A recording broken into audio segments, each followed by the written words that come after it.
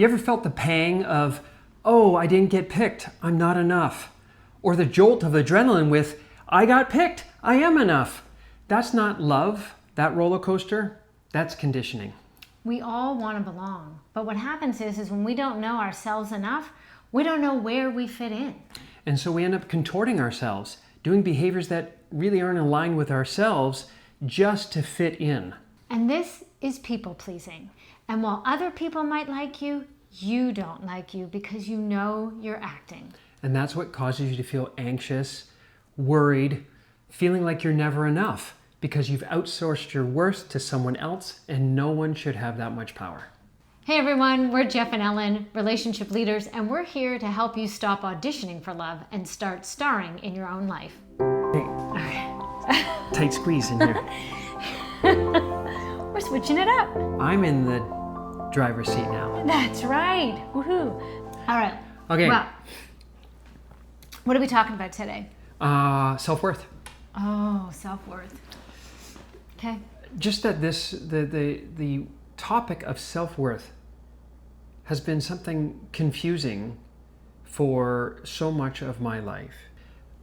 People, I think, just generally don't know how to clearly untangle that ball. And I think it's really important that we talk about self-worth. Where do we get our worth from? Yeah. And how do we make sure our worth is self-worth? Right.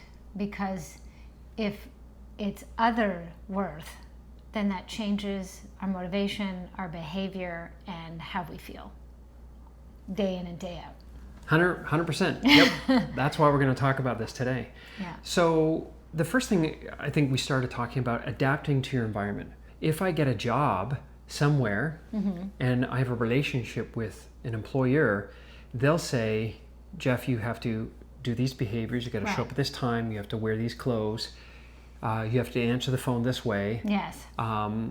This is the way we run our business. Right. You're going to park certain inclinations or expressions while you're in the workplace in order to meet the requirements being asked of you of your employer. Totally. Yeah, sure. Makes sense. And so we have that adaptation in all relationships. Yes. Changes and adaptations so that we can maintain the health of that relationship. Right. Having said that, it being a spectrum, how much adaptation, how much change, how much negotiating the true self is required to maintain that relationship? Right. When does it go from something healthy and cross over that middle line of balance in the spectrum and move into something unhealthy now? Yeah. Yeah, where actually it is even harmful to our sense of self and to our joy. And so that brings up the topic of anxious attachment. Yes. Because I'm not a fan of the label of anxious attachment, because the label is well, we love pervasive. our labels, and we can then we can get actually siloed into a label when, if we talk about the behavior of what anxious attachment means and where it comes from, I think it has greater benefit to us. Yeah. Yeah. So much like in the business setting, where if you're always worried that, oh my God, today's the day I'm getting fired, and you're anxious about it, you'll be anxious about that relationship. It's going to end. It's going to end. It's going to end. And so every day you're like, oh, am I packing up my stuff today? The same way in romantic relationships, the same thing. Is this the day it's over? They didn't call. Uh-oh. What does this mean? Well, actually, having come from a corporate and HR background, and I think of the number of years and the number of conversations that in the corporations I work for were all about adding value. And the idea is that if you're adding value, they won't fire you. And so it's how I'm adding value, how I'm adding value, how I'm adding value. Because it changes every day. Yeah, that was yesterday. Yeah. What are you doing today? Yes. What have you done for me lately?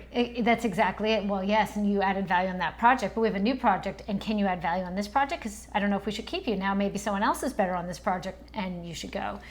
And so it's really easy also to bring that same adage to a relationship. Hey, I'm adding value. Look, you got to keep me around. Don't fire me, meaning don't break up with me or divorce me, is the don't fire me of relationship. Yeah. And so we end up getting compelled to perform in ways that we may not love to do. Right. In childhood, where this all started, to not get abandoned, Yes. Ooh, to not have the cutting off of love. I feel that when you talk about that, even the little girl in me, as soon as you said that, can feel that. Yeah, you have to perform. You have to perform. And so this is a performance-based relationship. Yes, and as much as we like to talk about unconditional love, the truth is that's really hard to find. Yeah. And it's hard to find love without the conditions. And so what happens in an environment, what are the conditions and what do we do to get our love requirements met? Yeah. To feel loved and to feel secure in a relationship. Yeah. And so as children, we probably subconsciously, maybe a little bit consciously knew, oh, these things cause mom and dad a little grief, so I won't do that stuff. Because when I do that stuff, I either get a finger wagging, I get a bad label attached, or they turn their back on me and I just don't get attention, they leave the room. Or I could get, I can get a scolding. Something. A disapproval, the heavy judgments and evaluations. And so, and it's not just parents, it's other emotionally important people. As children, we get really tied to teachers. Yep. And so a scolding from a teacher can be hugely damaging.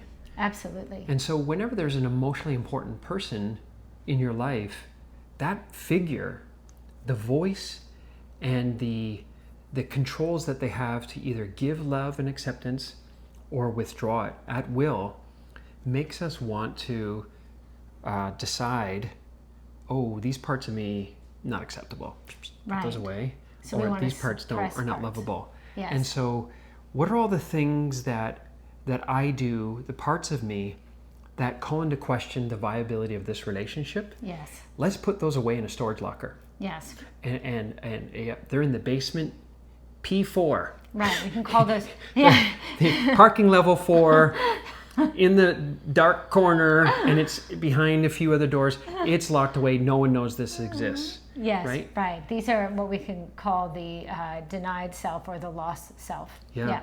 So bye-bye. Yeah. And I will just, not even acknowledge that they're there anymore. Make them all go away. And so I will just perform and act this way so I'm pleasant, I'm agreeable, I get along. I will say certain things and don't say these things to make sure that the relationship will continue over time. Right, because I'm wanting you to repeatedly choose me. Mm-hmm. I want you to choose me. Yep. Yeah. And you got to perform every day. Yes, so that I can keep getting picked or chosen day after day after day after day. And so not only does this cause anxiety, but there's resentment. Yes. There's anger that's quietly stewing in the background. Yes. Because the real fullness of me is not allowed to come out. And so we have angry children. Yes. And angry adults. Yes. Well, children grow up, and when we don't deal with that anger, we just transfer it into our adult lives. It doesn't go away. It just gets expressed differently. And then we almost become addicted to performance. Yes. And so performing at a high level or an acceptable level is I got picked again. Oh my God, they like me. Oh, I got a DM from someone, Yes. Oh, I got a second interview. So it happens in all relationships, professional or personal. We start to get almost addicted to being picked. When we are worthy in the other's eyes, now I'm worthy. Absolutely. There's that adrenaline rush, that that little bit of I win, I won, I got picked, I feel loved, I feel chosen, I'm acceptable, I'm worthy, I'm great, I'm the best maybe even. But then if you don't get picked, yes, you don't get all of those you get none of those hits. Yeah. And then it's just a downfall. Yes. You've auditioned for the part. Yes, and I didn't get the role. And what happens when you keep auditioning? Story of my life. Auditioning. And no wonder, in the end, it produces a whole troupe of insecure, anxious actors. Yeah. It's actually quite addictive way of moving through life, and it becomes habitual. It becomes what we know, so we don't even know we're doing it. But we do very much, in fact, feel the insecurity, the ungroundedness, the anxiousness. So we need to rebalance out our worth. Right. For too long, it's been in the hands of someone else. It's been other worth. Right. So this is how we take our power back, so our sense of worth comes from self. So here are the 3 steps for you to do that. So step 1 is to acknowledge the conditioning. What's scary about that label of being the good girl is you're like, I'm not really sure how I got that label, and that label can be taken away at a moment's notice. Well, that's the thing. It's so arbitrary. It's arbitrary. And they'll say, oh no, now you're not a good girl. And you're like, what? But how did that? I just did the same thing yesterday, and it got me the good girl status. And how come today, on repeat, it doesn't get that? Like, oh my goodness, I guess it's not good anymore. I have to update that version. And so you're not sure what the moving goalposts are for that, because they can be that way. And so whether that's in childhood or jumping ahead into adulthood, if you're in a relationship with a romantic partner and it feels like the goalposts keep moving, you're like, this is a moving target. Yeah. I don't know what's working here. What worked yesterday is not working today. And it can just cause this anxiety of like, wait a minute, I grew up with this. This is so familiar because this is the environment and the feeling I had of this anxiety and resentment. And there's anger because I'm like, I feel like I'm running around in circles again. Yes. To get acceptance, and I'm wanting the calm, I'm wanting the acceptance, I'm wanting the validation. And so you're just kind of like a performing monkey. Yeah. It doesn't feel good because it was always walking on eggshells. Right. So that's why we first have to start with acknowledging that we have the programming. And sometimes we have to acknowledge it by just being aware of the feeling, that we know what that performance, that anxious, that tight feeling, you might feel it in your chest, you might feel it as a knot in your gut, but you'll know it because you've felt it over and over and over again your whole life. The final point is to acknowledge that conditioning is rigged, because even when you do win, you end up losing a part of yourself. So number 2 is you have to grieve what you didn't get. Mm-hmm. And another way to put it is actually make peace with or accept the fact that the important people in our lives, whether that be parents, whether it be a partner, or whether it be a sibling, friends, that they weren't able to love you the way you wanted to be loved. They weren't able to have your back. And that's because they don't have it for themselves. So they can't give love that they don't have. In other words, you can't pour love from an empty cup. Yeah, so some of these people, they're not bad people. They just lack the tools, the skill set, the way to engage with you the way you wanted. To acknowledge that and to grieve that, you weren't getting the attention, the love and the support for either your joy or your pain. There was just that loss of the relationship, that anxious feeling if I express too much joy or too much pain. And so these people just weren't set up to give you that.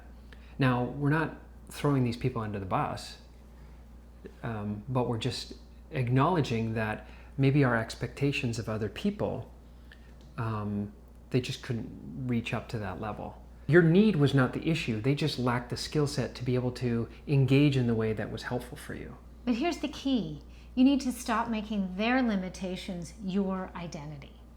You don't need to continue to abandon yourself just to be accepted. Hey, if you're liking this advice, then we have created a free downloadable PDF for you with some reflective questions and some activities for you to do, so that you can reclaim your worth. Click the link in the description below. So now we're at step 3, which is reclaiming your voice, which can be quite scary at times. Right, because reclaiming the real you means we got to go to that storage locker. What was it, on P4? And with the padlocks. With all the cobwebs and... where it says, keep out, danger. Yeah. So we got to open that up. And we're going to go in. And flick on the lights.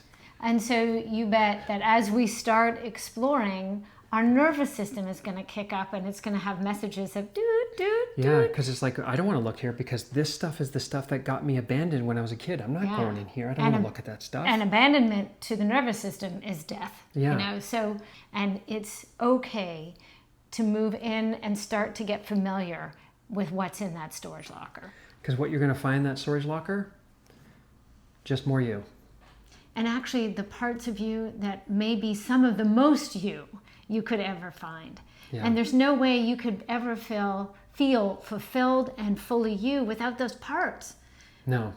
And so you want to claim your life, your wants and wishes, claim your pain, your joy, your happiness. And so this is the process of taking this back, saying no longer is my worth going to be weighted in someone else's favor. Someone else's evaluation. And I'm not going to be some performance monkey or some carrot dangling and I'll do this and this and this and backflips and contort myself to maintain a substandard relationship. No more. If you don't know those parts of you, then you actually don't even know what your preferences are, what really truly brings you joy. And this, going into that storage locker, is the beginning of getting to know those parts of you. So for me, it was really around my sensitivity. You know, as a child, my emotions, which were quite big, were problematic for people. And so kind of housing that in and covering it over with the toughness. Right. And so, you know, I even got rewarded for being tough. Yeah. And it's okay to show anger. So that became sort of like the thing that I did in the front as a protection. And so part of me going into that locker is recognizing that protection mechanism was just the shell for my sensitivity. Now my sensitivity is a superpower because I think what I'm really good at now when I'm working with a client is I can sense the client. Yes. Even without words. I can sense that there's an emotion going on and I can connect to that. And that really helps me do my job better. 100%. I have to say, I benefit from that greatly. I love that part of you. Yeah. How about you? For me, it was that label of, and the evaluation that came with being a good girl. And that was a good caretaker, as well as, you know, polite and respectful and those pieces. These competency wounds that have developed since then, that I'm only as good as my performance. So the smallest thing became huge, and I would have anxiety and stress out because it wasn't just something small, like, hey, let's just play that board game. You know, if I don't perform well, there was more on the line than just a game of Monopoly. My whole self-worth was on the line. So what have you done? I stopped playing Monopoly. No. What's you reclaiming your voice? Actually, I was reclaiming, in essence, the lost parent that I didn't have and the voices that I didn't have that were accepting, compassionate, and encouraging, that allowed me to make mistakes but see them as growth opportunities and natural parts of humanity rather than an imperfection. I think that's so key because we can't change the facts of your past. No. But we can change the storyline, how we tell that story, the narrative, so that maybe those events didn't come from a parent figure, but they're coming now. You're being the parent that you want to be, so you're not a victim to your past. No. I know that my family, my parents did the best they could. And when I look at what they grew up, and I actually think they fared okay, they just didn't have it to pass on to me. And now the nice thing is I've learned how to step in and be that voice more often. Yeah, I think that's a real key piece of the finding your voice. Part of that grieving from step 2 is acknowledging that I abandoned myself. Yeah.